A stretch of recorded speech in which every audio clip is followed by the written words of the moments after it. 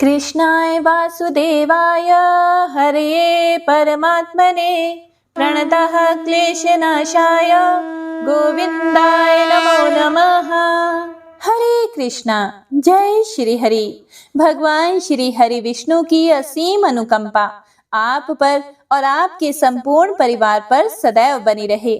माधव के आशीर्वाद से आज हमें पुनः माघ मास के दूसरे महात्म्य अध्याय को सुनने का पावन अवसर प्राप्त हुआ है। माघ मास वह दिव्य समय है जब नदी, व्रत, दान और कथा चारों मिलकर मानव जीवन को आत्मिक शुद्धि की ओर ले जाते हैं।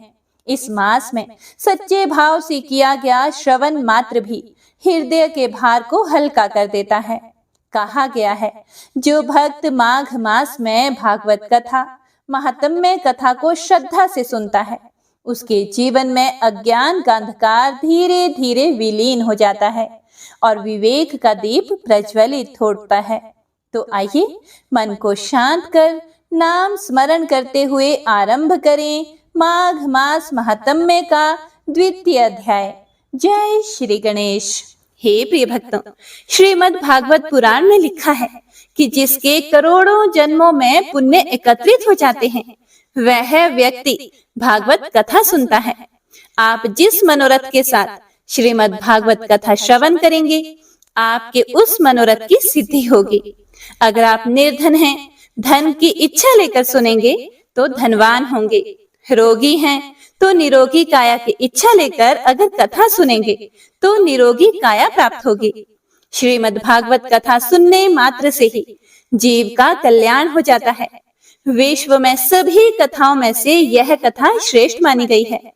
हे प्रिय भक्तों, इस कथा को सुनने का सौभाग्य भी प्रभु प्रेमियों को ही मिलता है। ऐसे में अगर कोई दूसरा अन्य कोई मनुष्य भी इसे गलती से भी सुन लेता है तो भी वह कई पापों से मुक्ति पा लेता है। इसीलिए इस पवित्र कथा को श्रवण करके अपने जीवन को सुधारने का मौका हाथ से नहीं जाने देना चाहिए। तो इन पुण्य फल देने वाली कथाओं को खुद भी सुनिए और दूसरे भक्तों को भी शेयर कीजिएगा, ताकि वे भी इस माघ मास में इन कथाओं को सुनने का पुण्य फल प्राप्त कर सकें। तो आइए कथा का शुभारंभ करते हैं। नारायणं नमस्कृत्य नरं चैव नरोत्तमं देवीं सरस्वतीं व्यासं ततो जयमुदीरयेत्। हे प्रिय भक्तों, नारद जी सनक आदि से बोले कि अब मैं भक्ति, ज्ञान और वैराग्य को स्थापित करने के लिए प्रयत्न पूर्वक श्री सुखदेव जी के कहे हुए भागवत शास्त्र की कथा द्वारा उज्जवल ज्ञान यज्ञ करूंगा। यह यज्ञ मुझे कहाँ करना चाहिए? आप इसके लिए कोई स्थान बता दीजिए। आप लोग तो वेद के पारगामी हैं, इसीलिए मुझे इस शुभ शास्त्र की महिमा सुनाइए और यह भी बताइए कि श्रीमद् भागवत की कथा कितने दिनों में सुनानी चाहिए और उसके सुनने की विधि क्या है। यह सुनकर सनक आदि बोले कि हे नारद जी, आप बड़े ही विनीत और विवेकी हैं। सुनिए, हम आपको ये सब बातें बताते हैं। हरिद्वार के पास आनंद नाम का एक घाट है। वहां अनेकों ऋषि रहते हैं तथा देवता और सिद्ध लोग भी उसका सेवन करते रहते हैं। तरह तरह के वृक्ष और लताओं के कारण वह बड़ा सघन है और वहां बड़ी कोमल नवीन बालू बिछी हुई है। वह घाट बड़ा ही सुरमय और एकांत प्रदेश में है। वहां हर समय सुनहले कमलों की सुगंध आया करती है। उसके आसपास रहने वाले सिंह, हाथी आदि परस्पर विरोधी जीवों के मन में भी वैर भाव नहीं है। वहां आप बिना किसी विशेष प्रयत्न के ही ज्ञान यज्ञ शुरू कर दीजिए। उस स्थान पर कथा में अपूर्व रस का उदय होगा। भक्ति भी अपनी आंखों के ही सामने निर्बल और जरा जीर्ण अवस्था में पड़े हुए ज्ञान और वैराग्य को साथ लेकर वहां आ जाएगी। क्योंकि जहां भी श्रीमद् भागवत की कथा होती है, वहां ये भक्ति आदि अपने आप पहुंच जाते हैं। वहां कानों में कथा के शब्द पढ़ने से ही ये तीनों तरुण हो जाएंगे। फिर आगे श्री सूत जी महाराज कहते हैं कि इस प्रकार कहकर नारद जी के साथ सनक आदि भी श्रीमद् भागवत कथा का अमृत पान करने के लिए वहां से तुरंत गंगा तट पर चले आए। हे ऋषियों, जिस समय वे तट पर पहुंचे, भूलोक, देवलोक और ब्रह्मलोक सभी जगह इस कथा का गुणगान किया जा रहा था। जो जो भगवत कथा के रसिक विष्णु भक्त थे, वे सभी श्रीमद् भागवत अमृत का पान करने के लिए सबसे आगे दौड़ दौड़ कर आने लगे। भृगु, वशिष्ठ, च्यवन, गौतम, मेधातिथि, देवल, देवरात, परशुराम, विश्वामित्र, शाकल, मार्कंडेय, दत्तात्रेय, पिपलाद, योगेश्वर, व्यास और पराशर, छायाशुक, जाजली और जन्हू आदि सभी प्रधान प्रधान मुनिगण अपने अपने पुत्र, शिष्य और स्त्रियों के समेत बड़े प्रेम से वहां आए। इनके सिवा वेद, वेदांत, मंत्र, तंत्र, 17 पुराण और 6 शास्त्र भी मूर्तिमान होकर वहां उपस्थित हुए। गंगा आदि नदियां, पुष्कर आदि सरोवर, कुरुक्षेत्र आदि समस्त क्षेत्र, सारी दिशाएं, दंडक आदि वन, हिमालय आदि पर्वत तथा देव, गंधर्व और दानव आदि सभी कथा सुनने चले आए। जो लोग अपने गौरव के कारण नहीं आए थे, महर्षि भृगु उन्हें समझा बुझा कर ले आए। तब कथा सुनाने के लिए दीक्षित होकर श्री कृष्ण परायण सनक आदि नारद जी के दिए हुए श्रेष्ठ आसन पर विराजमान हुए। उस समय सभी श्रोताओं ने उनकी वंदना की। श्रोताओं में वैष्णव, विरक्त, सन्यासी और ब्रह्मचारी लोग आगे बैठे और उन सब के आगे नारद जी विराजमान हुए। हे प्रिय भक्तों, एक और ऋषिगण, एक और देवता, एक और वेद और उपनिषद आदि तथा एक और तीर्थ बैठे और दूसरी ओर स्त्रियां बैठी। उस समय सब ओर जय जयकार, नमस्कार और शंखों का शब्द होने लगा और अबीर, गुलाल, खील एवं फूलों की खूब वर्षा होने लगी। कोई कोई देव श्रेष्ठ तो विमानों पर चढ़कर वहां बैठे हुए सब लोगों पर कल्प वृक्ष के पुष्पों की वर्षा करने लगे। आगे श्री सूत जी महाराज कहते हैं कि इस प्रकार पूजा समाप्त होने पर जब सभी लोग एकाग्रचित्त हो गए, तब सनक आदि ऋषि महात्मा नारद को श्रीमद् भागवत का महात्म्य स्पष्ट करके सुनाने लगे। सनक आदि जी ने कहा, हे देव ऋषि, अब हम आपको इस भागवत शास्त्र की महिमा सुनाते हैं। इसके श्रवण मात्र से मुक्ति हाथ लग जाती है। श्रीमद् भागवत की कथा का सदा सर्वदा सेवन आस्वादन करना चाहिए। हे नारद जी, इसके श्रवण मात्र से भगवान श्री हरि हृदय में आकर विराज जाते हैं। इस ग्रंथ में 18,000 श्लोक और 12 स्कंद हैं तथा श्री सुखदेव जी और राजा परीक्षित का संवाद है। आप यह भागवत शास्त्र ध्यान देकर सुनिए। यह जीव तभी तक अज्ञानवश इस संसार चक्र में भटकता है जब तक क्षण भर के लिए भी कानों में इस सुख शास्त्र की कथा नहीं पड़ती। बहुत से शास्त्र और पुराण सुनने से क्या लाभ है? इससे तो व्यर्थ का भ्रम बढ़ता है। मुक्ति देने के लिए तो एकमात्र भागवत शास्त्र ही काफी है। जिस घर में प्रतिदिन श्रीमद् भागवत की कथा होती है, वह तीर्थ रूप हो जाता है और जो लोग उसमें रहते हैं, उनके तो सारे पाप नष्ट हो जाते हैं। हजारों अश्वमेध और सैकड़ों वाजपेय यज्ञ इस सुख शास्त्र की कथा का 16वां अंश भी नहीं हो सकते। हे तपोधनो, जब तक लोग अच्छी तरह श्रीमद् भागवत का श्रवण नहीं करते, तभी तक उनके शरीर में पाप निवास करते हैं। फल की दृष्टि से इस शुक शास्त्र कथा की समता गंगा, गया, काशी, पुष्कर या प्रयाग कोई तीर्थ भी नहीं कर सकता। यदि आपको परम गति की इच्छा है, तो अपने मुख से ही श्रीमद् भागवत के आधे अथवा चौथाई श्लोक का भी नित्य नियम पूर्वक पाठ कीजिए। ओमकार, गायत्री, पुरुष सूक्त, तीनों वेद, श्रीमद् भागवत, ओम नमो भगवते वासुदेवाय, यह द्वादशाक्षर मंत्र 12 मूर्तियों वाले सूर्य भगवान, प्रयाग, संवत्सर रूप काल, ब्राह्मण, अग्निहोत्र, गौ, द्वादशी तिथि, तुलसी, वसंत ऋतु और भगवान पुरुषोत्तम, इन सभी में बुद्धिमान लोग वस्तुतः कोई अंतर नहीं मानते। हे नारद जी, जो पुरुष अहर्निश अर्थ सहित श्रीमद् भागवत शास्त्र का पाठ करता है, उसके करोड़ों जन्मों का पाप नष्ट हो जाता है। इसमें कोई भी संदेह नहीं करना चाहिए। जो पुरुष नित्य प्रति भागवत का आधा या चौथाई श्लोक भी पढ़ता है, उसे राजसूय यज्ञ और अश्वमेध यज्ञों का फल मिलता है। नित्य भागवत का पाठ करना, भगवान का चिंतन करना, तुलसी को सींचना और गौ की सेवा करना, ये चारों समान हैं। जो पुरुष अंत समय में श्रीमद् भागवत का वाक्य सुन लेता है, उस पर प्रसन्न होकर भगवान उसे वैकुंठ धाम देते हैं।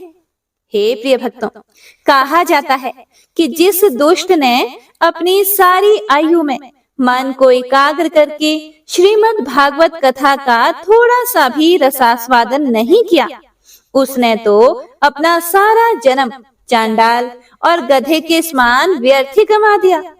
वह तो अपनी माता को प्रसव पीड़ा पहुंचाने के लिए ही उत्पन्न हुआ है। जिसने इस सुख शास्त्र के थोड़े से भी वचन नहीं सुने, वह पापात्मा तो जीता हुआ ही मुर्दे के समान है। पृथ्वी के भार स्वरूप उस पशु तुल्य मनुष्य को तो धिक्कार है। ऐसा स्वर्ग लोक में देवताओं में प्रधान इंद्र आदि कहा करते हैं। संसार में श्रीमद् भागवत की कथा का मिलना अवश्य ही कठिन है। जब करोड़ों जन्मों का पुण्य होता है, तभी इसकी प्राप्ति होती है। हे नारद जी, आप तो बड़े ही बुद्धिमान और योग निधि हैं। आप प्रयत्न पूर्वक कथा का श्रवण कीजिए। इसे सुनने के लिए दिनों का कोई नियम नहीं है। इसे तो सर्वदा ही सुनना अच्छा है। जो भी भक्त श्रीमद् भागवत कथा को पढ़ता या सुनता है, कहते हैं कि उसके लिए सत्य बोलना और ब्रह्मचर्य का पालन करना अनिवार्य होता है। लेकिन कलयुग में ऐसा होना कठिन है। इसीलिए इसकी सुखदेव जी ने जो विशेष विधि बताई है, वह जान लेनी चाहिए। कलयुग में बहुत दिनों तक मन की वृत्तियों को वश में रखना, नियमों में बंधे रहना और किसी पुण्य कार्य के लिए दीक्षित रहना तो कठिन है। इसीलिए सप्ताह श्रवण की विधि है। श्रद्धा पूर्वक कभी भी श्रवण करने से अथवा माघ मास में श्रवण करने से जो फल होता है, वही फल श्री सुखदेव जी ने सप्ताह श्रवण में निर्धारित किया है। मन के असंयम, रोगों की बहुलता और आयु की कमी के कारण तथा कलयुग में अनेकों दोषों की संभावना से ही सप्ताह श्रवण का विधान किया गया है। जो फल तप, योग और समाधि से भी प्राप्त नहीं हो सकता, वह सर्वांग रूप में सप्ताह श्रवण से सहज में ही मिल जाता है। सप्ताह श्रवण यज्ञ से बढ़कर है, व्रत से भी बढ़कर है और तप से भी कहीं बढ़कर है। और हे नारद जी, तीर्थ सेवन से तो सदा ही बड़ा है और योग से बढ़कर है। यहाँ तक कि ध्यान और ज्ञान से भी बढ़कर है। इसकी विशेषता का कहाँ तक वर्णन करें, यह तो सभी से बढ़ चढ़कर है। आगे श्री शौनक जी ने पूछा कि हे श्री सूत जी महाराज, यह तो आपने बड़े आश्चर्य की बात कही, परंतु यह मोक्ष की प्राप्ति में ज्ञान आदि सभी साधनों का तिरस्कार करके इस युग में उनसे भी कैसे बढ़ गया। फिर सूत जी ने कहा कि हे शौनक जी, जब भगवान श्री कृष्ण इस धरा धाम को छोड़कर अपने नित्य धाम को जाने लगे, तब उनके मुखारविंद से एकादश स्कंद का ज्ञानोपदेश सुनकर भी उद्धव जी ने पूछा। उद्धव जी बोले, हे गोविंद, अब आप तो अपने भक्तों का कार्य करके परम धाम को पधारना चाहते हैं, किंतु मेरे मन में एक बड़ी चिंता है। उसे सुनकर आप मुझे शांत कीजिए। अब घोर कलिकाल आया ही समझिए। इसीलिए संसार में फिर अनेकों दुष्ट प्रकट हो जाएंगे। उनके संसर्ग से जब अनेकों सत्पुरुष भी उग्र प्रकृति के हो जाएंगे, तब उनके भार से दबकर यह गो रूपिणी पृथ्वी किसकी शरण में जाएगी। हे कमल नयन, मुझे तो आपको छोड़कर इसकी रक्षा करने वाला कोई दूसरा दिखाई नहीं देता। इसीलिए हे भक्त वत्सल, आप साधुओं पर कृपा करके यहाँ से मत जाइए। हे भगवान, आपने निराकार और चिन्मात्र होकर भी भक्तों के लिए ही तो यह सगुण रूप धारण किया है। फिर भला आपका वियोग होने पर वे भक्त जन पृथ्वी पर कैसे रह सकेंगे? हे प्रिय भक्तों, प्रभास क्षेत्र में उद्धव जी के ये वचन सुनकर भगवान सोचने लगे कि भक्तों के अवलंब के लिए मुझे क्या व्यवस्था करनी चाहिए। हे प्रिय भक्तों, फिर सूत जी महाराज शौनक जी से बोले कि हे शौनक जी, तब भगवान ने अपनी सारी भक्ति भागवत में रख दी थी। वे अंतर्ध्यान होकर इस भागवत समुद्र में प्रवेश कर गए। इसीलिए यह भगवान की साक्षात शब्दमयी मूर्ति है। इसके सेवन, श्रवण, पाठ अथवा दर्शन से ही मनुष्य के सारे पाप नष्ट हो जाते हैं। इसी से इसका सप्ताह श्रवण सबसे बढ़कर माना गया है और कलयुग में तो अन्य सब साधनों को छोड़कर यही प्रधान धर्म बताया गया है। सूत जी कहते हैं, हे शौनक जी, जिस समय सनक आदि मुनीश्वर इस प्रकार सप्ताह श्रवण की महिमा का बखान कर रहे थे, उस सभा में एक बड़ा आश्चर्य हुआ। उसे मैं तुम्हें बताता हूँ, सुनो। वहां तरुणावस्था को प्राप्त हुए अपने दोनों पुत्रों को साथ लिए विशुद्ध प्रेम रूपा भक्ति बार बार श्री कृष्ण गोविंद हरे मुरारे, हे नाथ नारायण वासुदेव आदि भगवान नामों का उच्चारण करती हुई अचानक प्रकट हो गई। सभी सदस्यों ने देखा कि वह परम सुंदरी भक्ति रानी भागवत के अर्थों का आभूषण पहने हुए वहां पधारी। मुनियों की उस सभा में सभी यह तर्क वितर्क करने लगे कि ये कहां से आई और कैसे प्रविष्ट हुई। तब सनक आदि ने कहा, यह भक्ति देवी अभी अभी कथा के अर्थ से निकली है। उनके ये वचन सुनकर भक्ति ने अपने पुत्रों सहित अत्यंत विनम्र होकर सनत कुमार जी से कहा। भक्ति बोली, मैं कलयुग में नष्ट प्राय हो गई थी। आपने कथा अमृत से सींचकर मुझे फिर से पुष्ट कर दिया है। अब आप यह बताइए कि मैं कहाँ रहूं? यह सुनकर सनक आदि ने उससे कहा कि तुम भक्तों को भगवान का स्वरूप प्रदान करने वाली, अनन्य प्रेम का संपादन करने वाली और संसार रोग को निर्मूल करने वाली हो। अतः तुम धैर्य धारण करके नित्य निरंतर विष्णु भक्तों के हृदयों में ही निवास करो। ये कलयुग के दोष भले ही सारे संसार पर अपना प्रभाव डाले, लेकिन वहां तुम पर इनकी दृष्टि भी नहीं पड़ सकेगी। इस प्रकार उनकी आज्ञा पाते ही भक्ति तुरंत भगवत भक्तों के हृदयों में जाकर विराजमान हो गई। जिनके हृदय में एकमात्र श्री हरि की भक्ति निवास करती है, वे त्रिलोकी में अत्यंत निर्धन होने पर भी परम धन्य है, क्योंकि इस भक्ति की डोरी से बंधकर तो साक्षात भगवान भी अपना परम धाम छोड़कर उनके हृदय में आकर बस जाते हैं। भूलोक में यह भागवत साक्षात परब्रह्म का विग्रह है। हम इसकी महिमा कहाँ तक वर्णन करें? इसका आश्रय लेकर इसे सुनाने से तो सुनने और सुनाने वाले दोनों को ही भगवान श्री कृष्ण की समता प्राप्त हो जाती है। हे प्रिय भक्तों, श्री सूत जी महाराज कहते हैं, हे मुनिवर, उस समय अपने भक्तों के मन में अलौकिक भक्ति का प्रादुर्भाव हुआ देखकर भक्त वत्सल श्री भगवान अपना धाम छोड़कर वहां पधारे। उनके गले में वनमाला शोभा पा रही थी। श्री अंग सजल जलधर के समान श्याम वर्ण था। उस पर मनोहर पीतांबर सुशोभित था। कटी प्रदेश करधनी के लड़ियों से सुसज्जित था। सिर पर मुकुट की लटक और कानों में कुंडलों की झलक देखते ही बनती थी। वे त्रिभंग ललित भाव से खड़े हुए मन को चुराए लेते थे। वक्ष स्थल पर कौस्तुभ मणि दमक रही थी। सारा श्री अंग हरि चंदन से चर्चित था। उस रूप की शोभा क्या कहें?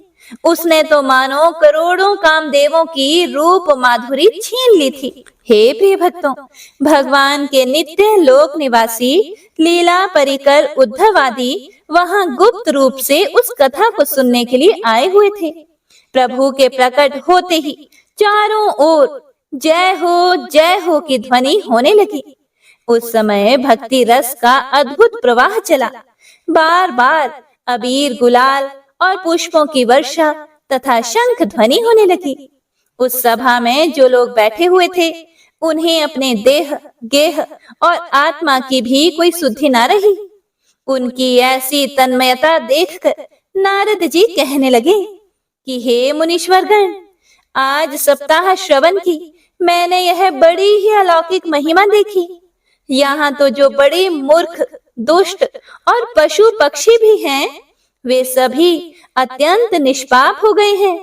इसीलिए इसमें कोई संदेह नहीं कि कली काल में चित्त की शुद्धि के लिए इस भागवत कथा के समान मृत्यु लोक में पाप पुंज का नाश करने वाला दूसरा कोई पवित्र साधन नहीं है।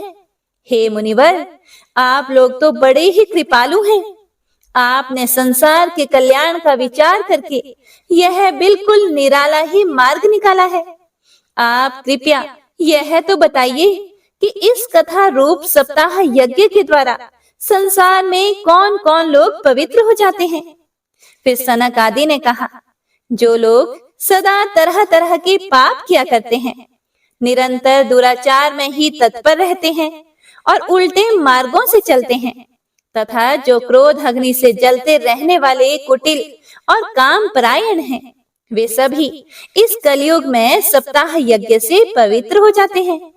जो सत्य से च्युत, माता पिता की निंदा करने वाले, तृष्णा के मारे व्याकुल, आश्रम धर्म से रहित, दंभी, दूसरों की उन्नति देखकर कुढ़ने वाले और दूसरों को दुख देने वाले हैं, वे भी कलयुग में सप्ताह यज्ञ से पवित्र हो जाते हैं। जो मदिरा पान, भ्रम हत्या, सुवर्ण की चोरी, गुरु स्त्री गमन और विश्वासघात, ये 5 महापाप करने वाले, छल छद्म परायण, क्रूर पिशाचों के समान निर्दयी, ब्राह्मणों के धन से पुष्ट होने वाले और व्यभिचारी हैं, वे भी कलयुग में सप्ताह यज्ञ से पवित्र हो जाते हैं। हे देवऋषि नारद, जो दुष्ट आग्रह पूर्वक सर्वदा मन, वाणी या शरीर से पाप करते रहते हैं, दूसरे के धन से ही पुष्ट होते हैं तथा मलिन मन और दुष्ट हृदय वाले हैं, वे भी कलयुग में सप्ताह यज्ञ से पवित्र हो जाते हैं। नारद जी, अब हम आपको इस विषय में एक प्राचीन इतिहास सुनाते हैं। उसके सुनने से ही सभी पाप नष्ट हो जाते हैं। हे देवऋषि नारद, पूर्व काल में तुंगभद्रा नदी के तट पर एक अनुपम नगर बसा हुआ था। वहां सभी वर्णों के लोग अपने अपने धर्मों का आचरण करते हुए सत्य और सत्कर्मों में तत्पर रहते थे। उस नगर में समस्त वेदों का विशेषज्ञ और श्रोत स्मार्त कर्मों में निपुण एक आत्मदेव नामक ब्राह्मण रहता था। वह साक्षात दूसरे सूर्य के समान तेजस्वी था। वह धनी होने पर भी भिक्षा जीवी था। उसकी प्यारी पत्नी धुंधुली कुलीन एवं सुंदरी होने पर भी सदा अपनी बात पर अड़ जाने वाली थी। उसे लोगों की बात करने में सुख मिलता था। वह स्वभाव की बड़ी क्रूर थी। प्राय कुछ न कुछ बकवास करती रहती थी। गृह कार्य में निपुण थी, कृपण थी और झगड़ालू भी थी। इस प्रकार ब्राह्मण दंपति प्रेम से अपने घर में रहते और विहार करते थे। उनके पास अर्थ और भोग विलास की सामग्री बहुत थी। घर द्वार भी सुंदर थे, परंतु उससे उन्हें सुख नहीं था। जब अवस्था बहुत ढल गई, जब वे वृद्ध होने लगे, तब उन्होंने संतान के लिए तरह तरह के पुण्य कर्म करने शुरू कर दिए और वे दीन दुखियों को गौ, पृथ्वी, सुवर्ण और वस्त्र आदि का दान करने लगे। इस प्रकार धर्म मार्ग में उन्होंने अपना आधा धन समाप्त कर दिया। तब भी उन्हें पुत्र या पुत्री किसी का भी मुख देखने को नहीं मिला। इसीलिए अब वह ब्राह्मण बहुत ही चिंतातुर रहने लगा। एक दिन वह ब्राह्मण देवता बड़ा दुखी होकर घर से निकलकर वन में चला गया। दोपहर के समय उसे प्यास लगी। इसीलिए वह एक तालाब पर आया। संतान के अभाव के दुख ने उसके शरीर को बहुत सुखा दिया था। इसीलिए थक जाने के कारण जल पीकर वह वहीं बैठ गया। 2 घड़ी बीतने पर वहां एक सन्यासी महात्मा आए। जब ब्राह्मण देवता ने देखा कि वे जल पी चुके हैं, तब वह उनके पास गया और उनके चरणों में नमस्कार करने के बाद उनके सामने खड़े होकर लंबी लंबी सांसें लेने लगा, अर्थात रोने लगा। फिर सन्यासी ने पूछा, कहो ब्राह्मण देवता, रोते क्यों हो? ऐसी तुम्हें क्या भारी चिंता है? तुम जल्दी ही मुझे अपने दुख का कारण बताओ। हो सकता है मैं तुम्हारा दुख दूर करने का उपाय बता सकूं। सन्यासी की बात सुनकर ब्राह्मण ने कहा, हे महाराज, मैं अपने पूर्व जन्म के पापों से संचित दुख का क्या वर्णन करूं? अब मेरे पितृ मेरे द्वारा दी हुई जलांजलि के जल को अपनी चिंता जनित सांस से कुछ गर्म करके पीते हैं। देवता और ब्राह्मण मेरा दिया हुआ प्रसन्न मन से स्वीकार नहीं करते। संतान के लिए मैं इतना दुखी हो गया हूँ कि मुझे सब सोना सोना ही दिखाई देता है। मैं प्राण त्यागने के लिए यहाँ आया हूँ। संतानहीन जीवन को तो धिक्कार है, संतानहीन घर को धिक्कार है, संतानहीन धन को धिक्कार है और संतानहीन कुल को भी धिक्कार है। मैं जिस गाय को पालता हूँ वह भी सर्वथा बांझ हो जाती है और मैं जिस पेड़ को लगाता हूँ उस पर भी फल फूल नहीं लगते। हे महात्मन, मेरे घर में जो फल आता है वह भी बहुत जल्दी सड़ जाता है। जब मैं ऐसा भागा और पुत्रहीन हूँ, तब फिर इस जीवन को ही रखकर मुझे क्या करना है? ऐसा कहकर वह ब्राह्मण दुख से व्याकुल होकर उन सन्यासी महात्मा के पास फूट फूट कर रोने लगा। तब उन यतिवर के हृदय में बड़ी करुणा उत्पन्न हुई। वे योग निष्ठ थे। उन्होंने उसके ललाट की रेखाएं देखकर उसका सारा वृतांत जान लिया और फिर उसे विस्तार पूर्वक कहने लगे। सन्यासी ने ब्राह्मण से कहा कि हे ब्राह्मण देवता, अब तुम संतान सुख का मोह त्याग दो। कर्म की गति प्रबल है। विवेक का आश्रय लेकर संसार की वासना छोड़ दो। हे विप्रवर, सुनो, मैंने इस समय तुम्हारा प्रारब्ध देखकर निश्चय किया है कि 7 जन्म तक तुम्हारे कोई संतान किसी भी प्रकार से नहीं हो सकती। पूर्व काल में राजा सगर एवं अंग को संतान के कारण दुख भोगना पड़ा था। हे ब्राह्मण, अब तुम कुटुंब की आशा छोड़ दो। संन्यास में ही सब प्रकार का सुख है। यह सुनकर ब्राह्मण देवता ने कहा, हे महात्मा जी, विवेक से मेरा क्या होगा? अब तो आप किसी भी प्रकार से मुझे पुत्र दीजिए, नहीं तो मैं आपके सामने ही शोक मूर्छित होकर अपने प्राण त्याग दूंगा। जिसमें पुत्र स्त्री आदि का सुख नहीं है, ऐसा संन्यास तो सर्वथा नीरस ही है। लोक में सरस तो पुत्र पौत्रादि से भरा पूरा गृहस्थ आश्रम ही है। हे प्रिय भक्तों, ब्राह्मण का ऐसा आग्रह देखकर उन तपोधन ने कहा कि विधाता के लेख को मिटाने का हठ करने से राजा चित्रकेतु को बड़ा कष्ट उठाना पड़ा था। इसीलिए दैव जिसके उद्योग को कुचल देता है, उस पुरुष के समान तुम्हें भी पुत्र से सुख नहीं मिल सकेगा। तुमने तो बड़ा हठ पकड़ रखा है। अब तुम इस समय मेरे सामने याचक की तरह खड़े हुए हो, तो ऐसी दशा में मैं तुमसे क्या कहूँ? जब महात्मा जी ने देखा कि यह किसी प्रकार अपना आग्रह नहीं छोड़ता, तब उन्होंने उसे एक फल देकर कहा कि इसे तुम अपनी पत्नी को खिला देना। इससे उसके एक पुत्र होगा। तुम्हारी पत्नी को 1 साल तक सत्य, शौच, दया, दान और एक समय एक ही अन्न खाने का नियम रखना चाहिए। यदि वह ऐसा करेगी तो बालक बहुत शुद्ध स्वभाव वाला होगा। हे प्रिय भक्तों, ऐसा कहकर वे योगी राज वहां से चले गए और ब्राह्मण भी अपने घर को लौट आया। वहां आकर उसने वह फल अपनी पत्नी के हाथ में दे दिया और स्वयं कहीं चला गया। उसकी पत्नी तो कुटिल स्वभाव की थी ही। वह रो रो कर अपनी सखी से कहने लगी, कि हे सखी, मुझे तो बड़ी चिंता हो गई है। मैं तो यह फल नहीं खाऊंगी। फल खाने से गर्भ रहेगा और गर्भ से मेरा पेट बढ़ जाएगा। फिर कुछ खाया पिया जाएगा नहीं, इससे मेरी शक्ति भी कम हो जाएगी। तब बता, घर का मैं कामकाज कैसे करूंगी?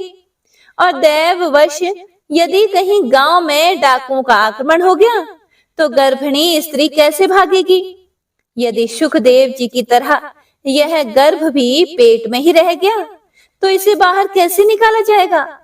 और कहीं प्रसव काल के समय वह टेढ़ा हो गया तो फिर मुझे तो अपने प्राणों से ही हाथ धोना पड़ेगा। और वैसे भी प्रसव के समय बड़ी भयंकर पीड़ा होती है। मैं तो बड़ी ही कोमल हूँ, भला यह सब मैं कैसे सहन करूंगी? मैं जब दुर्बल पड़ जाऊंगी तब ननंद रानी आकर मेरे घर का सब माल मत्ता समेट ले जाएगी और मुझसे तो सत्य शौच आदि नियमों का पालन होना भी कठिन ही जान पड़ता है। जो स्त्री बच्चा जनती है उसे उस बच्चे के लालन पालन में भी बड़ा कष्ट होता है। मेरे विचार से तो वंध्या या विधवा स्त्रियां ही सुखी हैं। हे प्रिय भक्तों, मन में ऐसे ही तरह तरह के कुतर्क उठने से उसने वह फल नहीं खाया।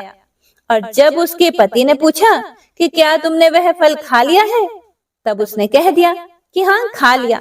एक दिन उसकी बहन अपने आप ही उसके घर आई।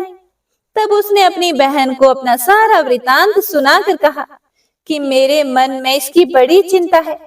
मैं इस दुख के कारण दिनों दिन दुबली हो रही हूँ। हे बहन, मैं क्या करूं? फिर बहन ने कहा कि मेरे पेट में बच्चा है। प्रसव होने पर वह बालक मैं तुझे दे दूंगी। तब तक तू गर्भवती के समान घर में गुप्त रूप से सुख से रहे। तू मेरे पति को कुछ धन दे देगी तो वे तुझे अपना बालक दे देंगे। हम दोनों ऐसी युक्ति करेंगे कि जिसमें सब लोग यही कहें कि इसका बालक 6 महीने का होकर मर गया। और मैं नित्य प्रति तेरे घर आकर उस बालक का पालन पोषण करती रहूंगी। तू इस समय इसकी जांच करने के लिए यह फल गऊ को खिला दे। ब्राह्मणी ने स्त्री स्वभाव वश जो जो उसकी बहन ने कहा था वैसे ही सब कुछ किया। इसके बाद समय के अनुसार जब उस स्त्री के पुत्र हुआ तब उसके पिता ने चुपचाप लाकर उसे धुंधली को दे दिया और उसने आत्मदेव को सूचना दे दी कि मेरे सुखपूर्वक बालक हो गया है। इस प्रकार आत्मदेव के पुत्र हुआ।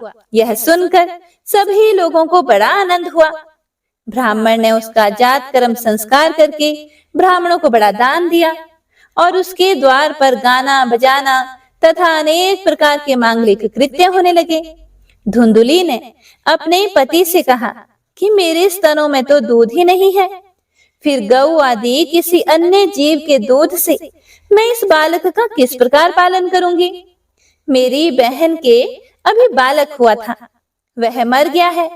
उसे बुलाकर अपने यहाँ रख लें तो वह आपके इस बच्चे का पालन पोषण कर लेगी। तब पुत्र की रक्षा के लिए आत्मदेव ने वैसा ही किया तथा माता धुंधुली ने उस बालक का नाम धुंधुकारी रखा। इसके बाद 3 महीने बीतने पर उस गऊ के भी एक मनुष्य आकार का बच्चा हुआ। वह सर्वांग सुंदर, दिव्य, निर्मल तथा स्वर्ण किसी कांति वाला था। उसे देखकर ब्राह्मण देवता को बड़ा आनंद हुआ और उसने स्वयं ही उसके सब संस्कार किए। इस समाचार से और सब लोगों को भी बड़ा आश्चर्य हुआ और वे बालक को देखने के लिए आए तथा आपस में कहने लगे कि देखो भाई, अब आत्मदेव का कैसा भाग्य उदय हुआ है। कैसे आश्चर्य की बात है कि गऊ के भी ऐसा दिव्य रूप बालक उत्पन्न हुआ है। हे प्रिय भक्तों, दैव योग से इस गुप्त रहस्य का किसी को भी पता न लगा। आत्मदेव ने उस बालक के गऊ के से कान देखकर उसका नाम गोकर्ण रखा। कुछ काल बीतने पर वे दोनों बालक जवान हो गए। उनमें गोकर्ण तो बड़ा पंडित और ज्ञानी हुआ, लेकिन धुंधुकारी बड़ा ही दुष्ट निकला। स्नान, शौच आदि ब्राह्मणोचित आचारों का उसमें नाम भी नहीं था और ना खान पान का ही कोई परहेज था। क्रोध उसमें बहुत बढ़ा चढ़ा था। वह बुरी बुरी वस्तुओं का संग्रह किया करता था। वह इतना दुष्ट था कि मुर्दे के हाथ से छुआया हुआ अन्न भी खा लेता था। दूसरों की चोरी करना और सब लोगों से द्वेष बढ़ाना उसका स्वभाव बन गया था। और छिपे छिपे वह दूसरों के घर में आग भी लगा देता था। दूसरों के बालकों को खिलाने के लिए गोद में लेता और उन्हें चट कुएं में डाल देता। हिंसा का उसे व्यसन सा हो गया था। हर समय वह अस्त्र शस्त्र धारण किए रहता था और बेचारे अंधे और दीन दुखियों को बेकार में ही तंग करता था। चांडालों से उसका विशेष प्रेम था। बस हाथ में फंदा लिए कुत्तों की टोली के साथ शिकार की टोह में घूमता रहता। वैश्याओं के जाल में फंसकर उसने अपने पिता की सारी संपत्ति नष्ट कर दी। एक दिन माता पिता को भी मार पीट कर उसने घर से सब बर्तन भांडे उठा ले गया। इस प्रकार जब सारी संपत्ति स्वाहा हो गई, तब उसका कृपण पिता फूट फूट कर रोने लगा और बोला कि इससे तो इसकी माँ का बांझ रहना ही अच्छा था। कुपुत्र तो बड़ा ही दुखदाई होता है। अब मैं कहाँ रहूं, कहाँ जाऊं? मेरे इस संकट को कौन काटेगा? हाय, मेरे ऊपर तो बड़ी विपत्ति आ पड़ी है। इस दुख के कारण अवश्य ही मुझे एक दिन प्राण छोड़ने पड़ेंगे। उसी समय परम ज्ञानी गोकर्ण जी वहां आए और उन्होंने पिता को वैराग्य का उपदेश करते हुए बहुत समझाया। वे बोले, हे पिताजी, यह संसार असार है।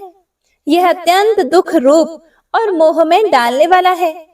पुत्र किसका, धन किसका?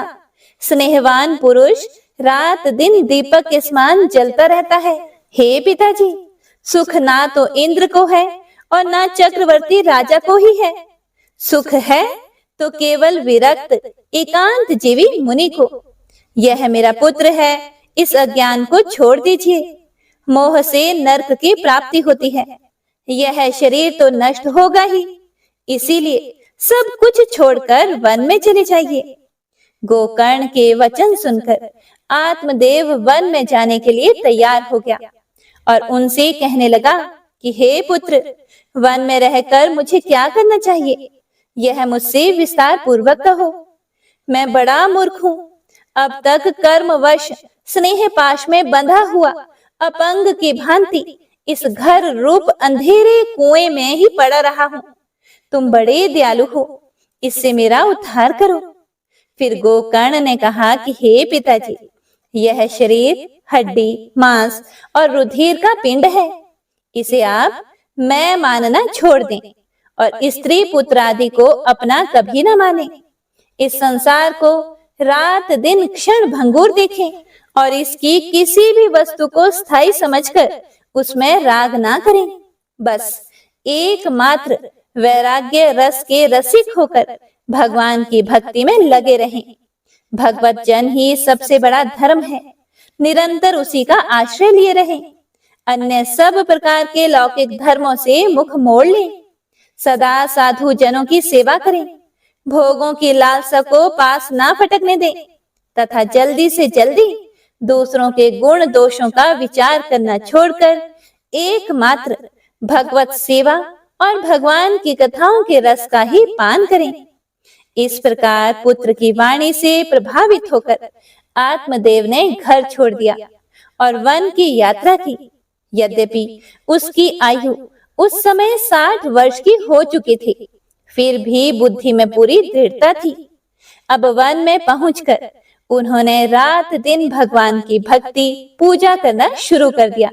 सारे नियमों का पालन करते हुए अब वे भगवान की ही भक्ति में लीन रहते थे। ओम नमो नारायणाय। हे प्रिय भक्तों, तो इसी के साथ श्रीमद् भागवत कथा का दूसरा अध्याय यहीं पर समाप्त होता है।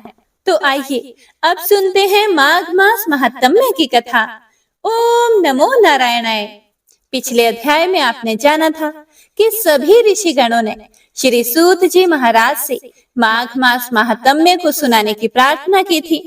तब श्री सूत जी महाराज ने माघ मास महात्म्य को सुनाते हुए राजा दिलीप का प्रसंग उन्हें सुनाया, जिसमें राजा दिलीप वन में जाकर शिकार ढूंढते हुए एक तपस्वी के आश्रम में जा पहुंचे और उनसे माघ मास महात्म्य बताने की प्रार्थना करने लगे। हे प्रिय भक्तों, अब जब राजा दिलीप ने तपस्वी से माघ मास महात्म्य के बारे में पूछा, तो राजा के ऐसे वचनों को सुनकर तपस्वी कहने लगा, हे राजन, भगवान सूर्य बहुत ही शीघ्र उदय होने वाले हैं, इसीलिए यह समय हमारे लिए स्नान का है, कथा का नहीं। इसीलिए आप स्नान करके अपने घर को जाइए और अपने गुरु श्री वशिष्ठ जी से इस महात्म्य को सुनिए। इतना कहकर तपस्वी सरोवर में स्नान करने के लिए चले गए और राजा भी विधि पूर्वक सरोवर में स्नान करके अपने राज्य को वापस लौट आए और अपनी रानी को तपस्वी महात्मा के बारे में सब कुछ बता दिया। हे प्रिय भक्तों, तो इस प्रकार सूत जी व्यास जी से पूछने लगे कि हे गुरुदेव, कृपया आप मुझे यह भी बताइए कि राजा दिलीप ने अपने गुरु वशिष्ठ जी से क्या प्रश्न किया था और उन्होंने इसका क्या उत्तर दिया। आप सब कुछ कृपा पूर्वक कहिए। तब व्यास जी कहने लगे, हे सूत जी, राजा दिलीप ने रात को सुख से सोकर प्रातः समय ही अपने गुरु वशिष्ठ जी के पास जाकर उनके चरणों को छूकर उन्हें प्रणाम करके तपस्वी के बताए हुए प्रश्नों को बड़ी ही विनम्रता से पूछा कि हे गुरुदेव, आपने आचार दंड, नीति, राज्य, धर्म तथा चारों वर्णों के चारों आश्रमों की क्रियाओं, दान और उनके विधान, यज्ञ और उनकी विधियां, व्रत, उनकी प्रतिष्ठा तथा भगवान विष्णु की आराधना अनेक प्रकार से तथा विस्तार पूर्वक मुझको बताई है। हे गुरुदेव, अब मैं आपसे माघ मास के स्नान के महात्म्य को भी सुनना चाहता हूँ। इसीलिए हे तपोधन, नियम पूर्वक कृपया इसकी विधि समझाइए। तब गुरु वशिष्ठ जी कहने लगे, हे राजन, तुमने दोनों लोकों के कल्याणकारी, वनवासी तथा गृहस्थियों के अंतःकरण को पवित्र करने वाले माघ मास के स्नान का बहुत ही सुंदर प्रश्न पूछा है। हे राजन, मैं तुम्हें माघ स्नान का फल सुनाता हूँ, ध्यान पूर्वक सुनो। जो लोग होम, यज्ञ तथा इष्ट पूर्त कर्मों के बिना ही उत्तम गति प्राप्त करना चाहते हो, वे माघ मास में प्रातः काल बाहर के जल में स्नान करें। मकर राशि के सूर्य के आने पर माघ मास में स्नान का फल गौ, भूमि, तिल, वस्त्र, स्वर्ण, अन्न, घोड़ा आदि दानों तथा चंद्रायन और ब्रह्मा कुर्च व्रत आदि से भी कहीं ज्यादा पुण्य देने वाला होता है। विशाख मास में जल और अन्न का दान उत्तम माना गया है। कार्तिक मास में तपस्या और पूजा की प्रधानता है और माघ मास में जप, होम और दान, ये तीनों ही बातें विशेष होती हैं। हे राजन, जिन लोगों ने माघ मास में प्रातः काल स्नान, अनेक प्रकार का दान और भगवान श्री हरि के स्तोत्र का पाठ किया हो, वे ही दिव्य धाम में आनंद पूर्वक निवास करते हैं। अपनी किसी प्रिय वस्तु के त्याग और नियमों के पालन से माघ साधा धर्म का साधक होता है और अधर्म की जड़ों को काट देता है। माघ मास में स्नान करने वाला पुरुष मुक्ति के मार्ग को जानने वाला होता है। दिव्य दृष्टि वाले महात्माओं ने कहा है कि जो भी मनुष्य माघ मास में सकाम या भगवान के निमित्त नियम पूर्वक माघ मास में स्नान करता है, वह अनंत फल देने वाला होता है। उसको शरीर की बुद्धि, प्रीति, ऐश्वर्य और चारों प्रकार के फलों की प्राप्ति भी हो जाती है। अदिति ने 12 वर्ष तक मकर संक्रांति में अन्न त्याग कर स्नान किया था, जिससे तीनों लोकों को उज्जवल करने वाले 12 पुत्र उत्पन्न हुए। माघ मास में स्नान करने से ही रोहिणी, सुभगा, अरुंधति दानशीलता हुई और इंद्राणी के समान रूपवती होकर प्रसिद्ध हो गई। जो भी भक्त माघ मास में स्नान करते हैं तथा देवताओं के पूजन में लगातार तत्पर रहते हैं, उनको सुंदर स्थान, हाथी और घोड़ों की सवारी तथा दान के लिए द्रव्य प्राप्त होता है। अतिथियों से उनका घर सदा भरा रहता है और उनके घर में सदा वेद ध्वनि होती रहती है। वह मनुष्य धन्य है जो माघ मास में स्नान करते हैं, दान देते हैं तथा व्रत और नियमों का पालन करते हैं। अन्य पुण्यों से स्वर्ग में गए हुए मनुष्य पुण्य समाप्त होने पर वहां से वापस लौट आते हैं, लेकिन माघ स्नान करने वाले मनुष्य कभी भी वहां से लौटकर नहीं आते, अर्थात मृत्यु के पश्चात बार बार उन्हें जीवन मरण के बंधन में नहीं बंधना पड़ता। इससे बढ़कर कोई नियम, तप, दान, पवित्र और पाप नाशक नहीं है। इससे बढ़कर कोई तप और इससे बढ़कर कोई महत्वपूर्ण साधन नहीं है। यही परम हितकारक और तत्काल पापों का नाश करने वाला है। हे प्रिय भक्तों, एक समय महर्षि भृगु ने मणि पर्वत पर विद्यासागर से कहा था कि जो मनुष्य माघ मास के महीने में, जब उषा काल की लालिमा बहुत अधिक होती है, गांव से बाहर नदी या पोखरे में नित्य स्नान करता है, वह पिता और माता के कुल की 7 पीढ़ियों का उद्धार करके स्वयं देवताओं के समान शरीर धारण करके स्वर्ग लोक में चला जाता है। हे प्रिय भक्तों, यह सब सुनकर राजा दिलीप ने पूछा, हे गुरुदेव, कृपया बताइए कि ब्रह्म ऋषि भृगु जी ने किस समय मणि पर्वत पर विद्याधर को धर्म उपदेश किया था? ये सब सुनने की भी मेरी बड़ी इच्छा है। यह सुनकर गुरु जी बोले कि हे राजन, प्राचीन काल में एक समय 12 वर्षों तक वर्षा नहीं हुई। इससे प्रजा त्राही त्राही करती हुई 10 दिशाओं में चली गई। लोग भूखे मरने लगे। उस समय हिमालय और विंध्य पर्वत के बीच का प्रदेश खाली हो गया। यज्ञ, हवन, जप और वेदाध्ययन आदि सब बंद हो गए। समस्त लोगों में उपद्रव होने लगा। धर्म का तो जैसे लोप ही हो गया। चारों तरफ अधर्म का बोलबाला हो गया। धरती पर फल, फूल, अन्न और पानी की बिल्कुल कमी हो गई थी। उस समय नर्मदा नदी के तट पर महर्षि भृगु जी का आश्रम था। वे अपने आश्रम से अपने शिष्यों सहित निकलकर हिमालय पर्वत की शरण में गए, जो सोने और रत्नों का बना हुआ था। उस परम रमणीय क्षेत्र पर्वत को देखकर अकाल पीड़ित महर्षि भृगु का मन बड़ा प्रसन्न हुआ और उन्होंने वहीं पर अपना आश्रम बना डाला।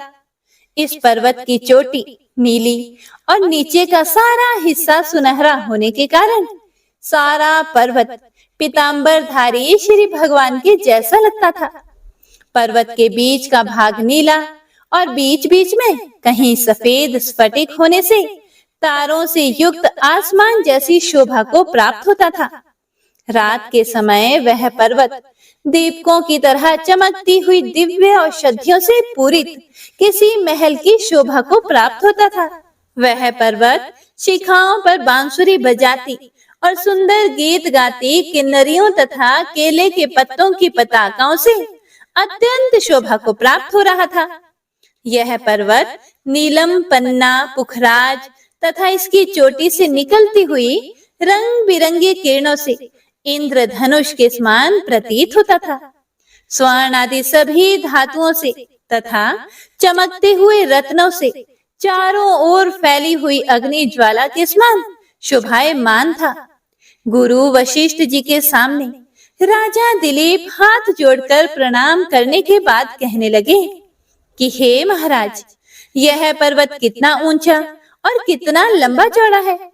तब वशिष्ठ जी कहने लगे कि राजन, यह 36 योजन अर्थात 1 योजन 4 कोस का होता है। ऊंचा पहाड़ चोटी में 10 योजन चौड़ा और नीचे 16 योजन चौड़ा है, जो हरी, चंदन, आम, मदार, देवदार और अर्जुन के वृक्षों से सुशोभित हो रहा था।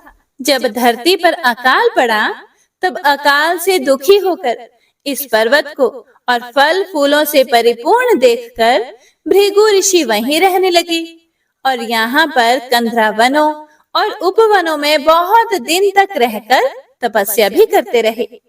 ओम नमो नारायणाय।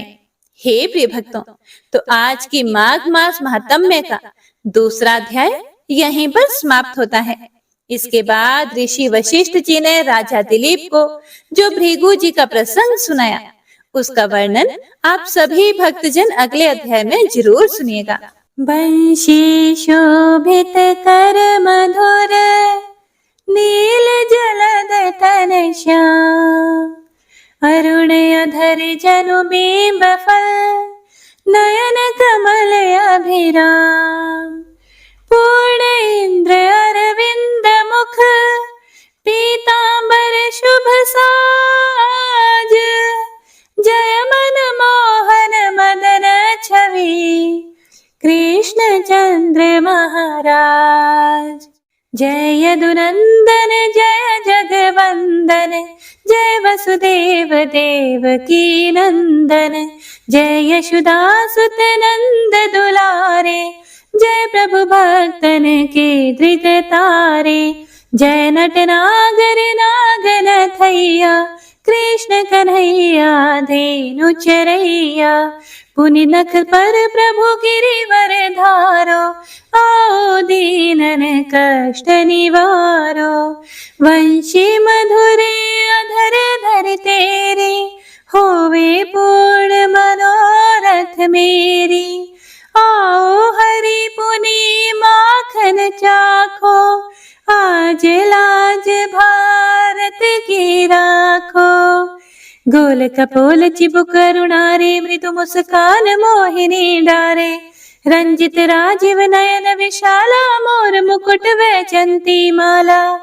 कुंडल श्रवण पीत पटाछे, कटि किंकणी काछन काछे, नील जलज सुंदर तनु सोहे, छवि लखि सुर नर मुनि मन मोहे, मस्तक तिलक अलक घुंघराले, आओ कृष्ण बांसुरी वाले, करि पय पान पूत नहीं तार्यो, अका बका का सुर मार्यो, मधुवन जलत अग्नि जब ज्वाला, भय शीतल लखि तहि नंद लाला, सुरपति जब ब्रज चढ़े और साई, मोसर धार वारी वर्षाई, लगत लगत ब्रज चहन बहायो, गोवर्धन नख धारी बचायो, लखी यशोदा मन ब्रह्माधिकाई, मुख मह 14 भुवन दिखाई, दुष्ट कंस अति उधम मचायो, कोटि कमल जब